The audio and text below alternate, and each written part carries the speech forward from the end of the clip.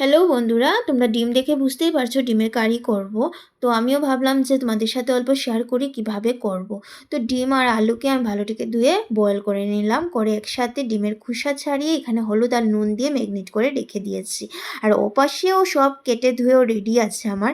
পেঁয়াজ কুচি কাটলাম, এরপরে টমেটো কুচি, মরিচকে হাফ করে রাখলাম, আর আদা রসুনকে অল্প পেস্ট করলাম, করে সাইডে করে রেখে এখানে কড়াই বসিয়ে দিয়েছি। আর 2 চামচের মতো মাস্টার্ড অয়েল ইউজ করব। এই তেলের মধ্যেই আমি পুরো রান্নাটাই কমপ্লিট করব। তো ডিমকে একে একে দুটোটা দিয়ে দেব, দিয়ে অল্প হালকাভাবে ভাজা হয়ে গেলে সেখানের মধ্যেই আমি আলুগুলোকেও অ্যাড করে নেব। যেহেতু আমি আলুগুলো 2 মিনিট পরে দিলাম, তাই জন্য আলুগুলোকে আমার আরেকটু সময় এক্সট্রা ভাজতে হবে। তো ডিম ভাজা হয়ে গেছে, তো আমি ডিমগুলোকে এখন উঠিয়ে নেব। তো উঠিয়ে হালকাভাবে আলুগুলোকেও আমি আরেকটু সময় ভাজবো, ভেজে তারপরে উঠাবো।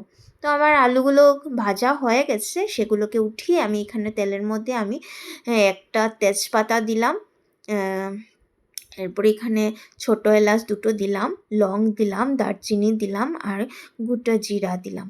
দিয়ে এখানে অল্প নাড়িয়ে সেখানের মধ্যে আমি দিয়ে দেব পেঁয়াজ কুচি। তো পেঁয়াজকে আমি হালকাভাবে ভেজে তারপর এখানে টমেটো অ্যাড করলাম। যেহেতু আমি টমেটো কুচি করে দিলাম, তাই জন্য অল্প হালকাভাবে ঢাকা দিয়ে আমি আঁচ কমিয়ে 2 মিনিট রেখে দেবো, যাতে আমার টমেটো সিদ্ধ হয়ে যায় 50%-এর মতো। তো টমেটোটা 50%-এর মতো হয়ে গেছে, বাকি রান্না কমপ্লিট হতে হতে পুরোটাই হয়ে যাবে। তো এখানে অ্যাড করলাম আমি আদা কুচি আর রসুন কুচি, আর 2টো কাঁচা লঙ্কা দিলাম। তো দিয়ে এখানের মধ্যে 1 মিনিটের মতো নাড়িয়ে নেব, যাতে আমার আদা রসুনের গন্ধটা চলে যায়। তারপরে এখানে অ্যাড করব মশলা, দিলাম নুন 1 চামচ, মানে সামান্য অল্প মাপ মতো। এখানে দিলাম হলুদ, মরিচের গুঁড়ো, জিরে গুঁড়ো, ধনে গুঁড়ো, আর দিলাম হলো ব্ল্যাক পেপার। আগে যেহেতু দেইনি, আমি গুঁড়োটাই ইউজ করলাম।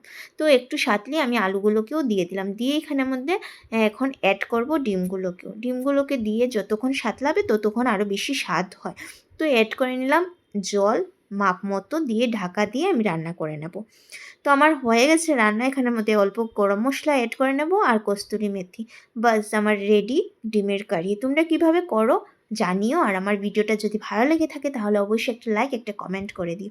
আর আমার ইউটিউব চ্যানেলকেও একটু সাবস্ক্রাইব করে দিও, আর ফেসবুক পেজকেও একটু ফলো করে দিও আমার একই নামে, তো পিয়ালি ক্রিয়েসে। তো আজকে আসি, আবার দেখা হবে। Bye bye.